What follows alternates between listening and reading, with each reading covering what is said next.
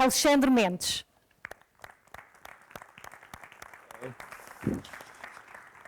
Nice to meet you. Nice to meet you too. A round of applause to Katarina. She's doing an amazing job. This is the tougher audience you'll ever find. How are you? I won't compete with coffee break, I must assure you, so I'll be quick. Eventually, I didn't even brought a presentation, not good enough perhaps, but perhaps some notes that I would like to use as a thought starter so that we can discuss the future of investing in web-free companies in the next generation. So my point would be, are you aware how privileged we are to have this conversation right now, after all we've been through? Because so much has been happening in the last years that we are now building and preparing for the next generation. So I think it would be useful to try to leverage the accumulated knowledge and experience that we have nowadays. So, a lot has changed in the last 18 months, right? So perhaps some of us have already some bruises or scars. The ups and downs are quite, well, hard, really. So we had this major trend that made people joyful, that brought so many people on board of the dawn of ICOs, and many people have completely changed their lives and generated huge amounts of wealth during this period. Not only people individually, but also companies. This was quite a frenzy, but then again, we have been following different patterns. If we look at the numbers, we have now quantitative data that points out some of the highlights that we should at least stop, think, and act, because I have no doubt that we should be optimistic about the future. Even though fundraising in the last 18 months became increasingly harder, we will have startups in the next 18 months. Who here is trying to fundraise? Okay, well, we should all be trying to fundraise, right? At some point in time. So what can we think about this status of the Web3 fundraising as a whole? So I would highlight some patterns. Then again, like you heard, I have a non-conventional path.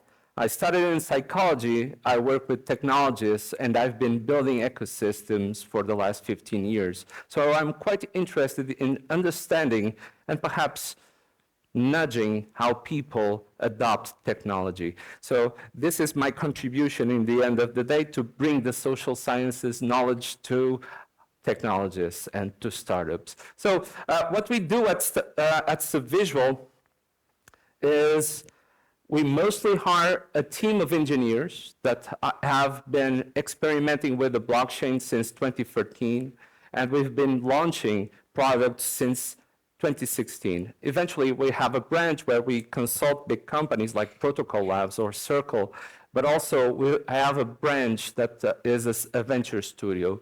And we've been investing in more than 40 companies in the last 5 years. And last year was quite meaningful for us because in good time, we managed to exit 2 of our first ventures. So it was really meaningful and beautiful to see this happening from A to B. So this has led us to, well, work, talk, prototype the interactions with hundreds of founders lately. And we've been noticing this pattern in the industry, but also in our own very direct experience. So, you know, this idea of having a company, a team, trying to build something, but they actually, honestly, never thought who would use it. And this seems quite hard, especially for those that are building startups and started early before, for instance, in Web 2 age. But many of the founders don't actually know who are they building to. And this brings additional constraints to how we build, and in the end of the day, who will eventually use. And some of these products are perhaps not more than technology demonstrations. For those of you related to the science ecosystems, TRLs ranked at 8 or 9, but not actually products. And this brings us to, what are we trying to build here? A technology demonstration, a product, or are we really trying to build a company? And on the other hand, also a pattern is around teams. So building a company is really a sports team, or a team sports. And we need to combine different skills, different capacities to build it. If we don't do it, we might have several constraints in how the project will evolve. It's okay to be a bunch of friends with the same profile, the same skill set, trying to build at the early stages. But there's a certain point where you still, at which you need to start bringing on board new skills, new capacities, so that you can reach a different audience and eventually take it from your bedroom or your office to the target audience or the market segment that you are addressing. So we've been working with a lot of, say, homogenic teams with the same skill sets, with no other very strategic knowledge that could be useful for the startups that they are building, and also with many founders that are building something huge, but are in fact first-time founders. And this is not a problem, it's just a circumstance. But it is different to build a startup for the first time if you have raised hundreds of millions with a token launch.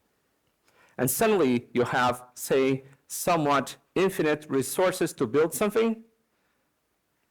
You claimed that you would build it, and now you have to ship it. And these are different steps. So teaming is, in fact, one of the most influential predictors of how these startups are evolving or not. And besides this teaming topic, we have the advisors list. I believe that all of you have came across with several well-known advisors. Some of them actually had value to the project. Others, well, had another layer of complexity. And also, when it comes to investors, well, I would say quickly that not all money is the same. So we need to be super strategic if we are really trying to build a new startup and want to launch it and actually company build on the kind of money that we are bringing on board. Having said this, last year we've noticed that the lack of a product mindset and product management experience was in fact harming many of these new projects being launched in Web3. And also, the infinite dilemma would be, I have a token to launch, I have a product to build. How do I create a certain harmony between both? And the pattern here is quite strong. We need, at times, a token. I will stress this message. At times, not always, we need a token. We launch the token, but we launch a token with certain functionalities or expectations or value expectation. And then we need to create an agenda that combines and merges both worlds. And the amount of startups that launched a token successfully and then failed on shipping the product is quite significant. So, isn't there a space to improve? We believe so. And in the last, say, 6 to 9 months, this new quote arised: not all products need a web-free solution. And suddenly, you know the feeling, web-free for this, blockchain for that, blockchain here, blockchain there, everything blockchain right now at once. Not sure if this is the right reasoning, not sure if this is even effective. But, well, in Web3, we are pretty good in building narratives. And sometimes this narrative is so strong that perhaps we get too excited at times when it comes to onboarding these new customer segments or users. And also, perhaps quite oddly, in the last 6 months, we started listening as the fundraising became harder, this idea, very Web 2-ish idea of a product market fit. So suddenly, investors started expecting that founders in Web3 not only could ship and execute the idea, but they also could prototype it and figure out if that idea, that prototype, was having any traction whatsoever in a potential market. So suddenly, I feel that the expectations around building startups have changed. And we started seeing a very significant decrease in the number of survival startups. In fact, 2023 was a very difficult year. A pause to mourn all the startups that are dying or struggling. Well, it's part of the game, sadly. We are here to build the next ones. So regardless of the kind of startup that we are trying to build, we need to be, we need to make sure that we are learning from our mistakes, but also building on the accumulated knowledge that we have nowadays. And this leads me to suggest you that you could perhaps contribute and join the conversation. And I'm happy to have a further discussion with you outside during the coffee break. So we have been using some tools in this space to try to bring institutional investors, professional investors, VCs, that, by the way, for those that are still unclear about it, are different from people that actually buy tokens on whatever wallet that you think of. So we have different needs and different expectations. But what we've been doing lately is to import tools, concepts that we used to use on other generational startups and bring them to the Web3 world. The safe nodes became a standard. And after the safe nodes, the SAFTs, so pretty much the same, but despite having access or unlocking access to equity, the SAFT actually unlocks access to a token. This is, say, the legal infrastructure where we put clear the agreement between the founders and the investors. And this is being the legal infrastructure needs to put us thinking about the token and equity strategies. So when we are fundraising, when we are investing, what are we expecting to get? Whitelisted to a token or equity? And what for? What kind of role in the governance do we expect? And when we were on the best waves, on the best, at the best stage of the bull market, everyone was packed with money and throwing money at things. This created a bad habit, but also several dissonances in the market. So people have different expectations from what is actually happening nowadays. But overall, I would like you to focus on this idea. You're fundraising or investing. What do you expect to get from? Is it control? Is it access? Is it a financial opportunity? On the other hand, you need to start thinking, I would say, more maturely about the incentive alignment. There is now evidence that the short-term vision from investors is killing more startups than other topics.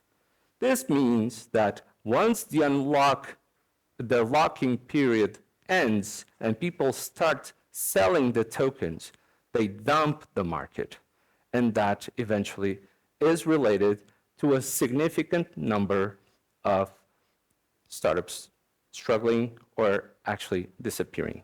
So the lockup or not lockup, the vesting, the carry, these are very strategic and demanding topics that we need to be more mindful in the coming future.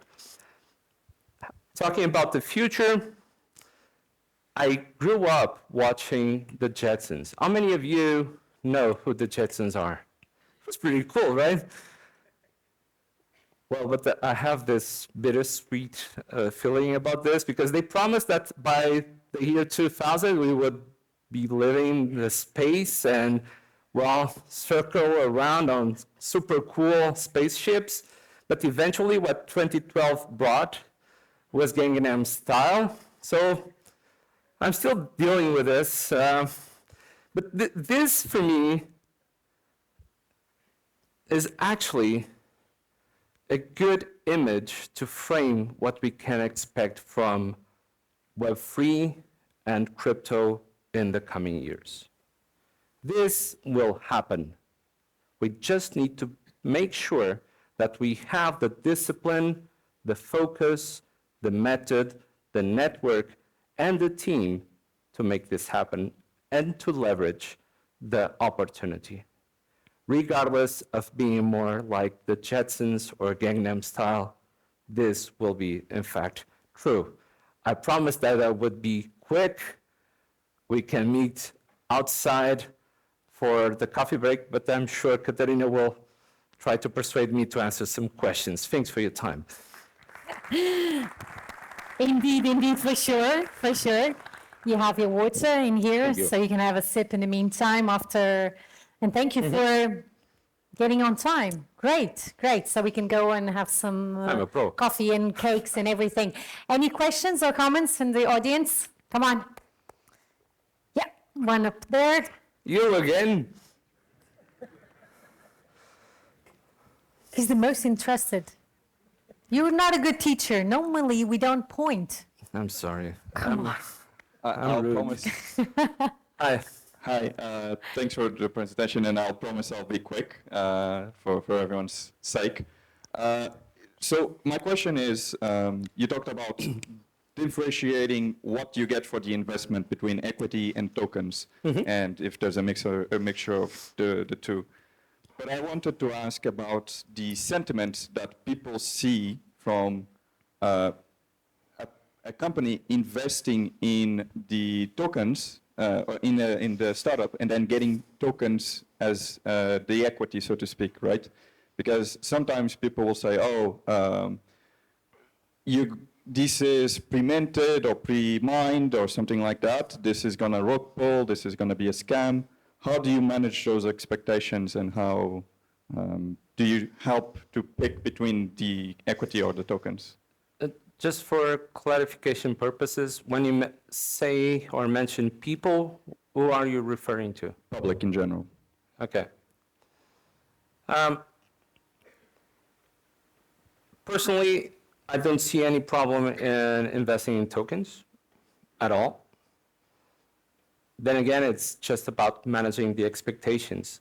Also, I have to be clear, I'm not sure we can say tokens as a default language nowadays. You need to thin slice what kind of token are we talking about. Will it unlock, say, governance power at the company or not? Or is it just, say, a financial asset that you are trying to leverage? So the words seem to me to be dangerous in the sense that we build a blurry impression about what the token is, and it's becoming more specialized. So that would be part of my answer. The other part would be, it depends on the kind of company that we are trying to build. But my point is we need to move beyond the first generation of investments that people were doing and to learn from the mistakes and actually be more professionals nowadays. To be more professionals, we need to create standards and not rush into adopt safe notes from Y Combinator without reading the terms there, the warrants, for instance, and then complain because the company didn't or move forward as we expected. So I see this as a super positive note because it means that we have survived another bear market and we are increasingly being more professional in doing this. Okay, thank you. We have one in the front. In the first line.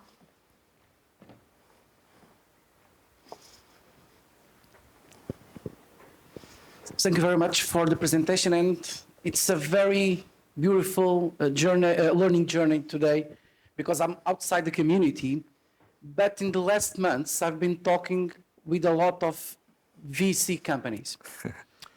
And we have a lot of money nowadays in Portugal, more than 1 billion euros to invest in this kind of investment. It's a lot of money.